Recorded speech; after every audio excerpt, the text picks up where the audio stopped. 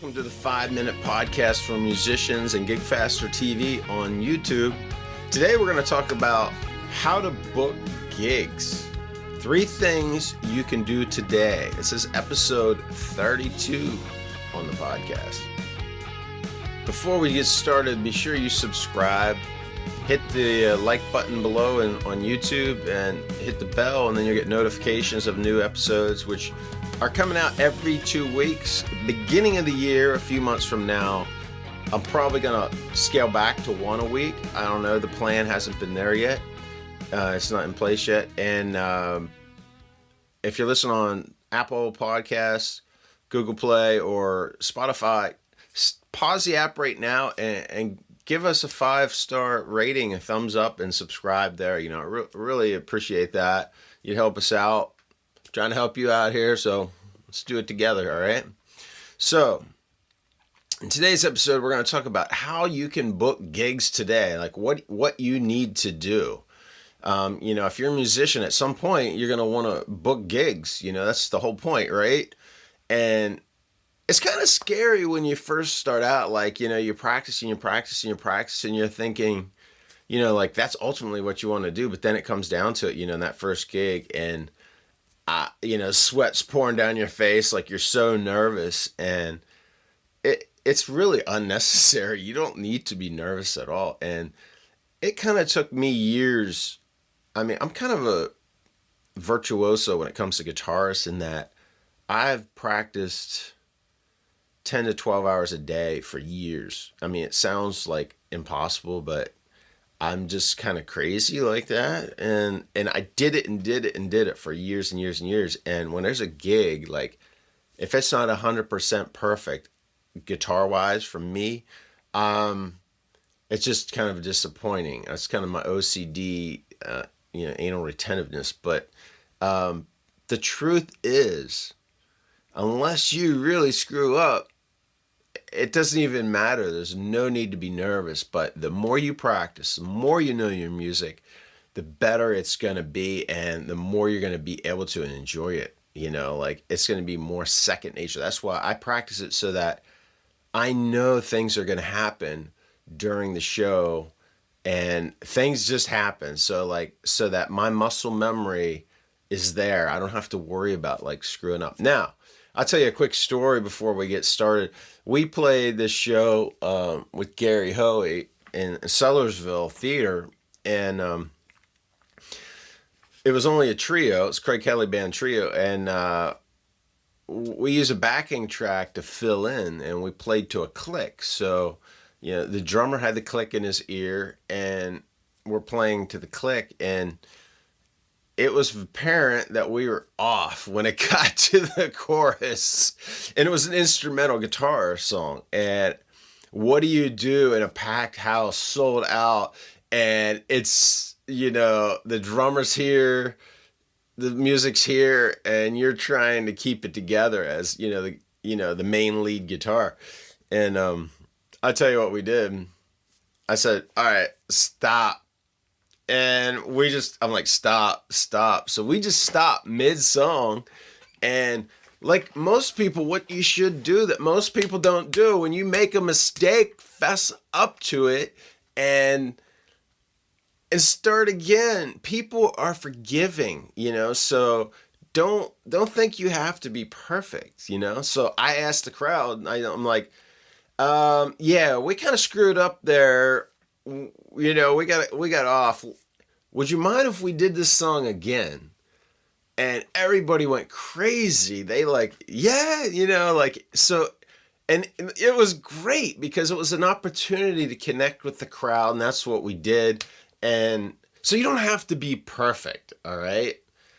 And I got off on a tangent there because that, you really need to be playing if that's what you want to do. Maybe you just want to be a songwriter, but we're talking about booking gigs today. So when you want to book gigs, you practice. Don't worry about being perfect. Get out there and entertain people and enjoy it and share the joy you get from doing it. And the truth is, you need to be playing. You need free and paid gigs, and you need big and small gigs, so like it's those little ones that are going to get you to the big ones, and that's just extra practice for you. You need practice performing. It's not the same as practicing in your garage, your basement, or your bedroom. When you're playing live, it's a totally different thing. Okay, so 3 things you can do now to book gigs today. Number 1, contact venues today. Every day. I say every day because look, if you want gigs, you're going to have to contact a lot of venues, okay? You need to there's just you might work on it. I worked on this one club for a couple years, I wasn't hammering them every day, no, but that was just one that day. It's like, okay, I'm contacting that venue, and then like I set a reminder. A couple weeks later, I'm gonna follow up, and it's just like, okay, they say, well, hey, contacts again, they might get back to me and say, get back with me in like next month, okay, set a reminder. Got back to them next month. But you see how it keeps, you do that with just 10 venues and you can see how like, oh, okay, it starts piling up. That's just what you have to do. Eventually, you won't have to do it quite as much because you're going to play the same places.